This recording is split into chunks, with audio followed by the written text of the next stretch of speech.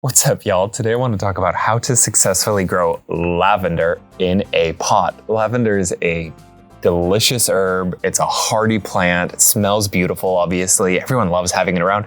And yet, unfortunately, it seems to have a bit of a reputation for being kind of finicky. So today, let's talk about some of those causes for concern and talk about how you can grow your lavender from seed all the way to harvest in a container. Let's get into it. Now, lavender comes in three main types: English, Spanish, and French. And then there are some less common types, as well as a ton of varieties within each of those macro groups. But today I'm gonna go ahead and just recommend that you start off with an English lavender variety for your first container plant. English lavender tends to be a little bit shorter, a little bit more compact, which naturally just makes it a good fit for a container plant. English lavender is also a little bit hardier, particularly when it comes to cooler winters, and it's actually able to overwinter and perennialize down to zone 5 or so. Now, Spanish lavender tends to be a really popular option, particularly for landscape uses in really hot climates like where we're growing. But I will say we've had our English lavender here in full sun, multiple days up to 105 degrees Fahrenheit, and it is doing absolutely terrific. And then most importantly, English lavender is the culinary group of lavenders. It's the best to cook with. It still has a really wonderful smell, but it's a little bit less pungent and a little bit less bitter to cook with than, say, a French lavender or one of the lavender hybrid types. I'm biased, but our whole jam on this channel is growing food to eat, so English lavender takes the cake in my opinion. You know, the first thing that turns people away from growing lavender seems to be the fact that it has a reputation for being a little bit tricky to start from seed, which is why a lot of lavender grow guides are going to just recommend buying a pre-started seedling from the store, which is of course totally fine, but ultimately also unnecessary and can be a little bit pricey. The crux of it is that lavender is going to be easier to germinate, will have a better germination rate if you undergo a process of cold stratification.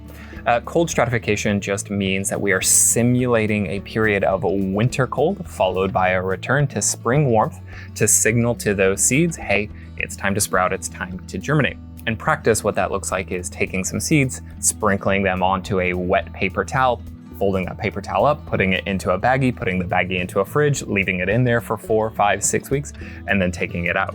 It's a pretty time-consuming process, and it's a little bit annoying to do. I'd show you how to do that for lavender, except I literally never cold stratify my lavender seeds. See, I think it is much easier to just plant a ton of seeds instead of bothering with that cold stratification process, because if it sounds like a pain, the truth is it really is. Just head over to somewhere like dollarseeds.com, pick up a pack of heirloom English Vera lavender seeds for $1, plant them all, and you're very likely to end up with more seedlings than you really need.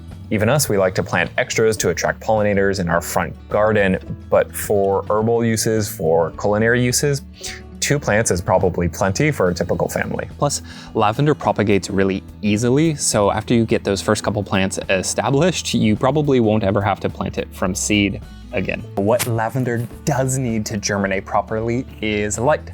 So when you plant those lavender seeds, just gently sprinkle them onto the top layer of the soil and then gently press them in rather than burying them. In full transparency, these are actually summer savory seeds. I used all of my lavender seeds, but same idea. They just need to be surface sown and pressed into that soil so that the light can reach the seeds and help them germinate. If you can, you're probably gonna see a lot better germination if you can grow them indoors under artificial lights. The problem is that lavender seeds germinate so slowly, they're super tiny, and they're just sitting vulnerable on the top of that soil. So when you put them outdoors, they're really vulnerable to getting blown away by the wind, or eaten by pests, or scorched by the sun, or whatever.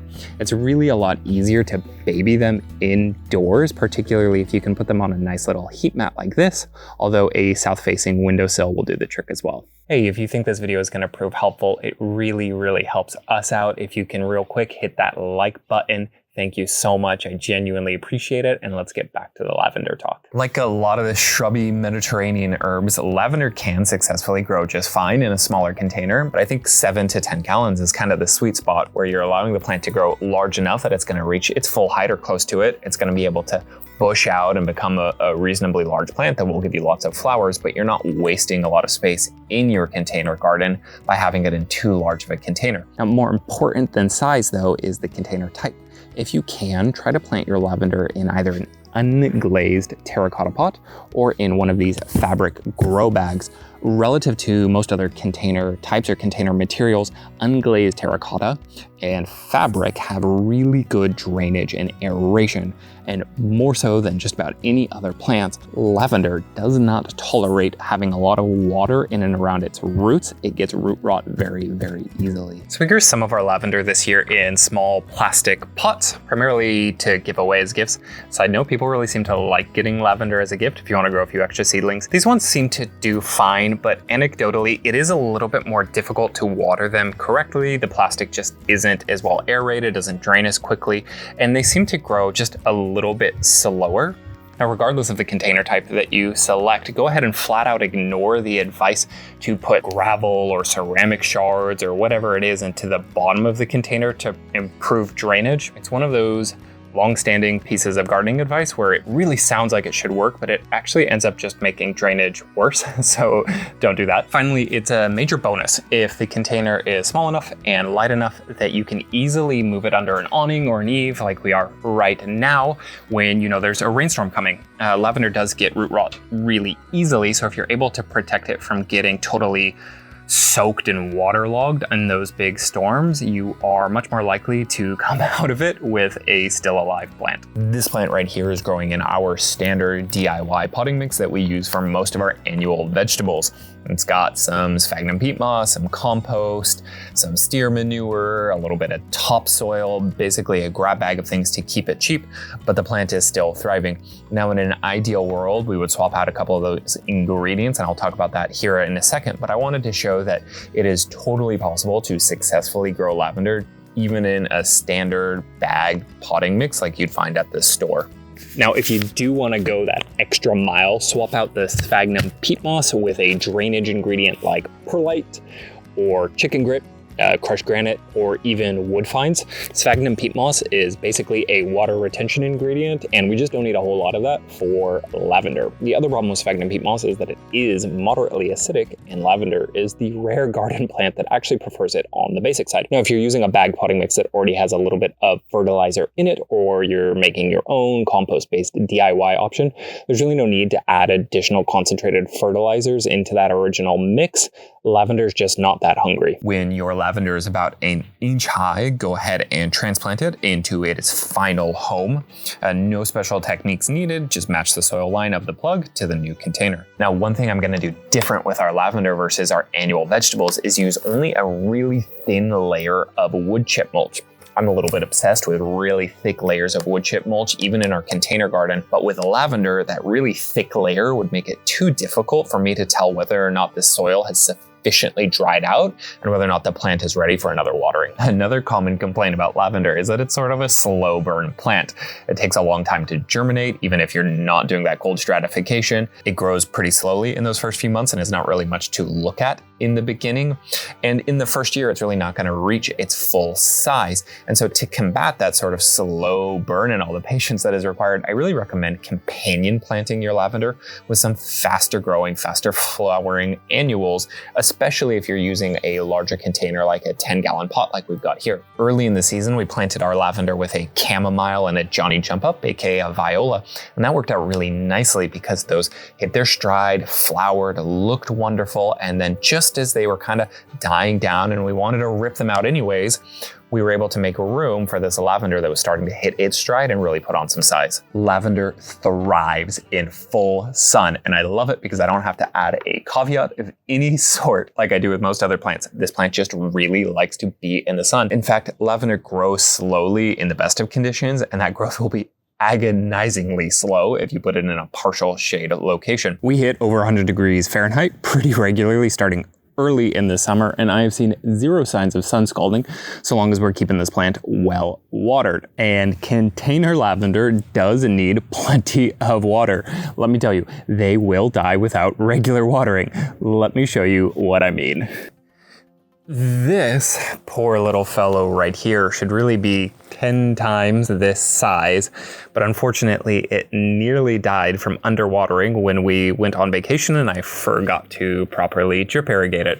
Actually, if you look really closely, you can see that the original main body of the plant did die completely. We just got a little bit lucky and one of these little side shoots remained, so we're letting it grow from there. So lavender is considered a drought-tolerant plant, but honestly, it's a little bit different when you're dealing with plants in containers. Their roots can only go so deep, and these containers dry out so fast in full sun. The key is to pay attention to the soil moisture levels kind of on the surface of the container and only give it water as that top layer is starting to really thoroughly dry out. For us, that's every 3 days or so. It's really hot right now. It's midsummer. This plant is in full sun, as I mentioned. There's not really a good rule of thumb I can give you in regards to timing. So much of that is going to depend on things like your soil composition, container type, where you have it placed, how hot it is currently, and even the age of the plant and how large its root system is. On the flip side of all that, we never want to let our lavender plant sit in water and let those roots really get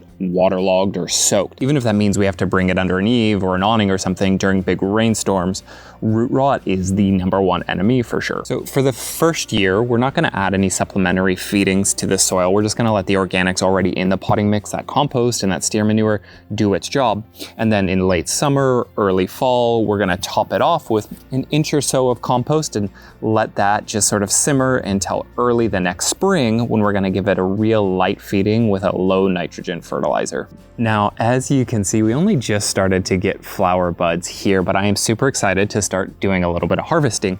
That said, we're going to be pretty methodical about how we go about it because I want my harvesting effort to double as pruning effort. With a lavender, we don't need to start pruning until after the first flowering, but following that, we want to make sure that we are giving it a thorough pruning every year, even twice annually, and that's going to prevent the plant from getting too woody and overall extend its lifespan. It's also going to help make sure that the plant comes back a little bit fuller and bushier and consequently have more flowers next year. Our basic goal with the pruning is to give the plant sort of a nice domed effect with about 9 inches at the highest center area, sort of sloping down to about 6 inches. And that's going to help keep it not only looking really nice, but coming back really healthy. In terms of where to prune on the stem, basically what you're going to do is look for the woodier sections lower down on the stems and make sure that you are pruning well above those woody areas. What that's going to do is make sure that that individual stem is able to regenerate. If you go too low when you're cutting into those woody areas,